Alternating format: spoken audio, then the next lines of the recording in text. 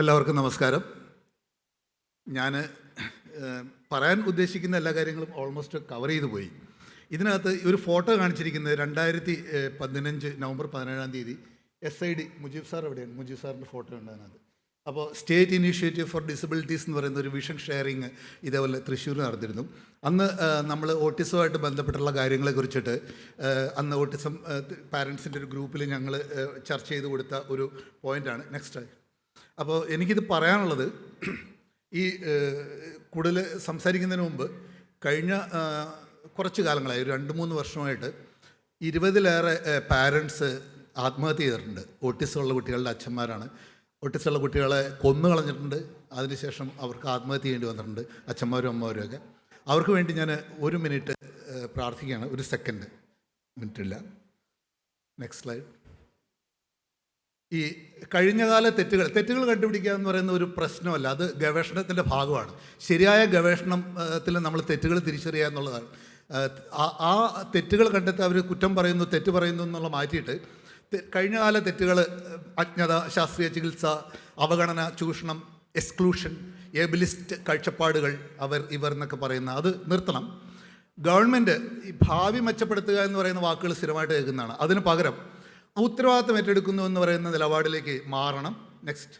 ഇത് സാമൂഹ്യനീതിയുടെ ഭാഗം തന്നെയാണ്. അപ്പോൾ കുറേയധികം ഇത് സ്ലൈഡ് റൺ ചെയ്ത് പോയിക്കോളും, ഞാൻ അതൊന്നും പറയുന്നില്ല കൂടുതലായിട്ട്, അത് ഓൾറെഡി ഡോക്യുമെൻ്റ് എടുത്തിട്ടുണ്ട്. അപ്പം നമ്മൾ കാഴ്ചപ്പാടുകൾ ന്യൂറോ അഫർമേറ്റീവ് ആക്കണം. ന്യൂറോ അഫർമേറ്റീവ് കാഴ്ചപ്പാട്, ന്യൂറോ ഡൈവേഴ്സിറ്റിയുടെ ഏറ്റവും അടിസ്ഥാനപരമായിട്ടുള്ള കാഴ്ചപ്പാട് ന്യൂറോ അഫർമേറ്റീവ് എന്ന് പറയുന്നതാണ്. അപ്പോൾ അത് അവകാശങ്ങളും ആരോഗ്യങ്ങളും എല്ലാം സാമൂഹ്യ പരിഷ്കരണം എന്നുള്ള രീതിയിലാണ് ഈ ന്യൂറോ അഫർമേറ്റീവ് കൊണ്ടുപോകുന്നത്. അത് കറക്റ്റ് ചെയ്യുക എന്നുള്ളതല്ല, പിന്തുണയ്ക്കുക എന്ന് പറയുന്ന കാഴ്ചപ്പാടാണ്. അത് പ്രത്യേകിച്ച് ഓട്ടിസവും ന്യൂറോ ഡൈവേഴ്സിറ്റി പോപ്പുലേഷൻ്റെ ഏറ്റവും വലിയ ഒരു അടിസ്ഥാന അഫർമേറ്റീവ് ആയിരിക്കണം. അത്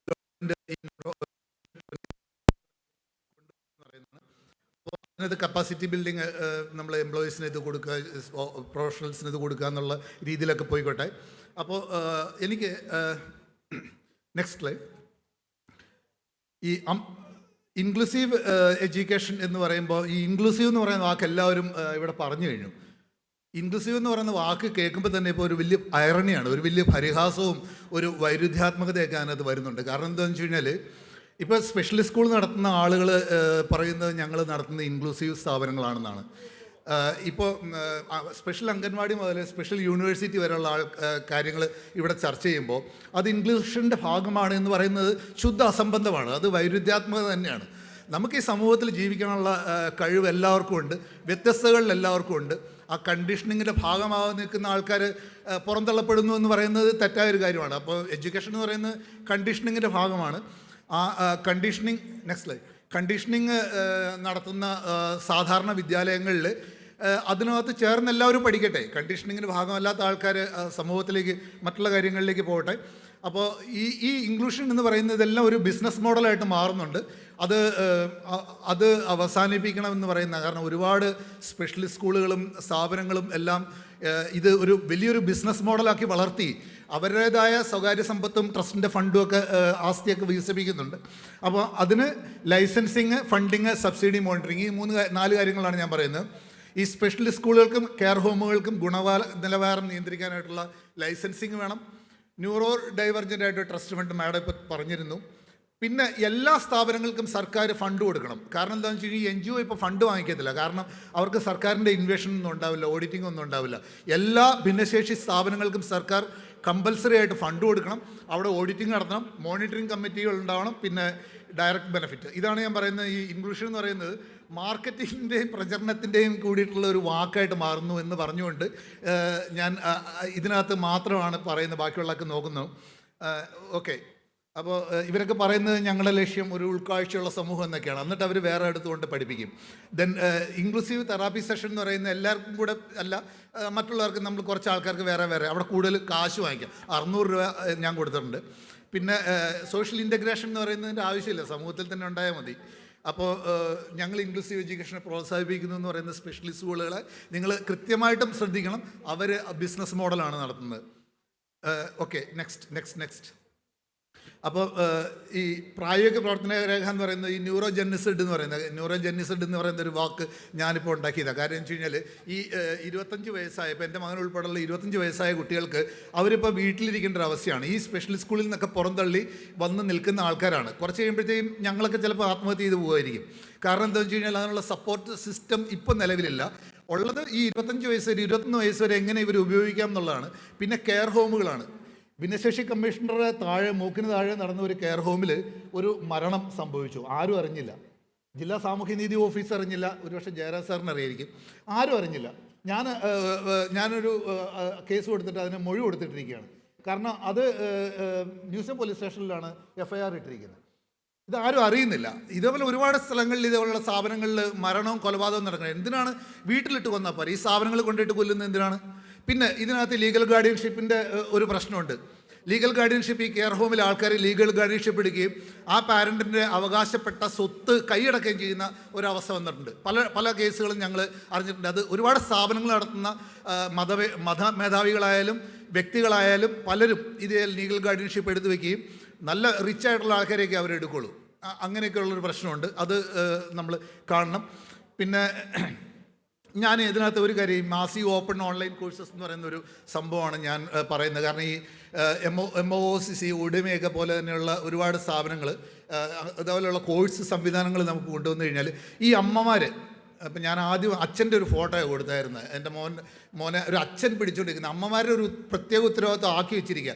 കാരണം എന്താണെന്ന് വെച്ച് കഴിഞ്ഞാൽ ഈ സ്പെഷ്യലിസ്റ്റുകളുടെ മാനേജ്മെൻറ്റിന് വളരെ ഈസി ആയിട്ട് മാനിപ്പുലേറ്റ് ചെയ്യാൻ പറ്റാവുന്ന സ്ത്രീകളായതുകൊണ്ട് അവരാണ് ഇതിൻ്റെ ശക്തി എന്ന് പറയുന്നത്. അച്ഛന്മാരെ അടുപ്പിക്കത്തില്ല അവിടെ. അപ്പം അങ്ങനെയുള്ള ഈ അമ്മമാർക്കോ അല്ലെങ്കിൽ അച്ഛന്മാർക്കോ ഈ MOOCC കൊടുക്കുകയാണെങ്കിൽ നന്നായിരിക്കും തോന്നുന്നു. Then next mentorship, up skilling വർക്കുകളൊക്കെ അത് എല്ലാം ഞാൻ ഡീറ്റെയിൽസ് ഇവിടെ ഡോക്യുമെൻ്റ് കൊടുത്തിട്ടുണ്ട്. അപ്പോൾ ഈ ട്രോമ ഇൻഫോംഡ് കെയർ എന്ന് പറയുന്ന ഒരു സംഭവം നമ്മൾ അഡോപ്റ്റ് ചെയ്യണം. ട്രോമ ഇൻഫോംഡ് കെയർ ആയിരിക്കണം നമുക്ക് വേണ്ടത്. എവിടെയാണോ കുട്ടി ജനിച്ചത് അവിടെ തന്നെ താമസിക്കട്ടെ. ഇപ്പോൾ എൻ്റെ വീട്ടിലാണ് ജനിച്ചതെങ്കിൽ എൻ്റെ വീട്ടിൽ തന്നെ എൻ്റെ മോൻ താമസിക്കട്ടെ. അവിടെ അവന് ആവശ്യമായ സൗകര്യങ്ങൾ നമുക്ക് എത്തിച്ചു കൊടുക്കാൻ കഴിയില്ലേ? ഇന്നത്തെ സാങ്കേതിക വിദ്യ വെച്ചിട്ട് വളരെ ഈസി ആയിട്ട് ചെയ്യാൻ പറ്റും. അവിടെ ഈ എന്താ പറയുക, കമ്മ്യൂണിറ്റി ബേസ്ഡ് എന്ന് മിനിസ്റ്റർ പറഞ്ഞായിരുന്നു. കമ്മ്യൂണിറ്റി ബേസ്ഡ് അല്ല, കമ്മ്യൂണിറ്റി ഇൻവോൾവ് എന്നുള്ള രീതിയിലേക്ക് മാറ്റാൻ കഴിയുമെങ്കിൽ അതായിരിക്കും നല്ലതെന്ന് എനിക്ക് തോന്നുന്നു. കമ്മ്യൂണിറ്റി ഇൻവോൾവ് ആണ് ശരിക്കും വേണ്ടത്. അത് റൈറ്റ് ബേസ്ഡ് ആണ്. അതുപോലെ തന്നെ കമ്മ്യൂണിറ്റി ബേസ്ഡ് എന്ന് പറയുമ്പം അത് കുറച്ച് ആശയക്കുഴപ്പമുണ്ട്. അപ്പോൾ അതും കൂടെ ഒന്ന് നോക്കാം. ഈ യുവജനങ്ങളെ പിയർ ഗ്രൂപ്പുകൾ അങ്ങനെയൊക്കെയുള്ള കാര്യങ്ങൾ അതിനകത്ത് പോകുന്നുണ്ട്. ദെൻ കമ്മ്യൂണിറ്റി ഇൻവോൾവ് ലിവിങ് എന്നാണ് ഞാൻ പറയുന്നത്. ഇപ്പോൾ ഈ തൻ്റെ കാലശേഷം എന്താകുമെന്നാണ് ചില ആൾക്കാർ ചോദിക്കുന്നത്. പാരൻസിന് അത്രയും വിഷമമില്ല. ഈ പാരൻസിനെ പ്രതിനിധിച്ച് പറയുന്ന ആൾക്കാർ, അത് പൈസ ചോദിക്കുന്ന ആൾക്കാർക്ക് ഈ പ്രശ്നം. ഇവരുടെ കാലശേഷം എന്ത് പറയും? വലിയ വീഡിയോയും നല്ല വെബ്രാട്ടമൊക്കെ ഉണ്ടാക്കിയിട്ട് ഇവർ വീഡിയോ ഇറക്കി വിടും. നിങ്ങളുടെ കാരണശേഷം എന്ത് സംഭവിക്കും? എല്ലാവരും പേടിച്ചു. ഒന്നും സംഭവിക്കില്ല. ഇവർ റിയൽ എസ്റ്റേറ്റ് നടത്തുക. ഈ ഭിന്നശേഷി റിയൽ എസ്റ്റേറ്റ് ആണ് ഇതിനകത്ത് നടക്കുന്നത്. ഇപ്പോൾ 5 കോടി രൂപ അസറ്റുള്ള ഒരു ഫാമിലിയിൽ നിന്നാണെങ്കിൽ ഒരു 30 ലക്ഷം രൂപ കൊടുത്തു കഴിഞ്ഞാൽ അവർ ലീഗൽ ഗാർഡിയൻഷിപ്പ് 30 ലക്ഷം രൂപ കൊടുത്തു കഴിഞ്ഞാൽ അവിടെ ആ പയ്യനെ കൊണ്ട് നടക്കാൻ വേണ്ടിയിട്ടുള്ള സൗകര്യങ്ങൾ ഉണ്ടാക്കി കൊടുക്കും. അത് കഴിഞ്ഞിട്ട് ബാക്കിയുള്ള പൈസയുടെ അടുത്ത അവകാശം വേണ്ടി അവർക്ക് കൊടുക്കുക. അങ്ങനെയൊക്കെയുള്ള സാമ്പത്തിക പ്രശ്നങ്ങളൊക്കെ ഇതിനകത്ത് ഇൻവോൾവ് ഉണ്ട്. അപ്പം നമ്മൾ LSGD പ്രൈമറി ഫാമിലി കെയർ കേന്ദ്രം, ജനമൈത്രി പോലീസിനെയും കൂടി ഇതിനകത്ത് ഇൻവോൾവ് ആക്കണമെന്ന് എനിക്ക് തോന്നുന്നു. പോലീസ് ഈ ഭിന്നശേഷിയുള്ള ആളുകളുടെ വീടുകളിലും സ്ഥാപനങ്ങളിലും പോയി സ്ഥിരമായിട്ട് നോക്കട്ടെ, അവരുടെ പ്രശ്നങ്ങൾ രേഖപ്പെടുത്തട്ടെ. അപ്പോൾ ജനമൈത്രി പോലീസിൻ്റെ ഭാഗമാണ്. പിന്നെ ലീഗൽ ഗാർഡിയൻഷിപ്പ് വളരെ പ്രശ്നമുള്ള കാര്യമാണ്. അപ്പോൾ ഈ സപ്പോർട്ടഡ് ലിവിങ് പ്രൊജക്റ്റുകൾ എവിടെയാണോ എൻ്റെ മോൻ താമസിക്കുന്നത് എനിക്ക് അവിടെ അവന് ആവശ്യമായ സൗകര്യങ്ങൾ കൊണ്ടു കൊടുക്കാൻ കഴിയുന്ന ഒരവസ്ഥ വേണം. അതാണ് ഞാൻ പറയുന്ന നവകേരള ഇതിൻ്റെ കാഴ്ചപ്പാടിൻ്റെ ഒരു കാര്യമായിട്ടുള്ളത്. ഒരുപാട് കാര്യങ്ങളുണ്ട്, എല്ലാ കാര്യവും എല്ലാവരും പറഞ്ഞു കഴിഞ്ഞു. അപ്പോൾ ഈ സമൂഹം വ്യത്യസ്തമാണ്, ഞാനും നിങ്ങളും എല്ലാവരും വ്യത്യസ്തമാണ്, നമ്മളുടെ എല്ലാവരെയും ബ്രെയിൻ നെറ്റ്വർക്കിംഗ് വ്യത്യാസമാണ്. അപ്പോൾ ഈ വ്യത്യസ്തതകൾ ഉൾക്കൊള്ളാനും അവരുടേതായ പ്രശ്നങ്ങൾ എന്നെയും നിങ്ങളെയും ഉൾക്കൊള്ളാൻ നമുക്ക് പരസ്പരം കഴിയണം. അത് സമഭാവനയുടെ സാഹോദര്യത്തിൻ്റെ ഭാഗമാണ്. അതിന് ഭിന്നശേഷിക്കാരെ പുറത്താക്കരുത് എന്ന് മാത്രമാണ് എനിക്ക് പറയാനുള്ളത്. കൂടുതൽ പിന്നീടുള്ളൊരു അവസരങ്ങളിൽ നമുക്ക് എപ്പോഴെങ്കിലും അവസരം കിട്ടുകയാണെങ്കിൽ സംസാരിക്കാം. Thank you very much.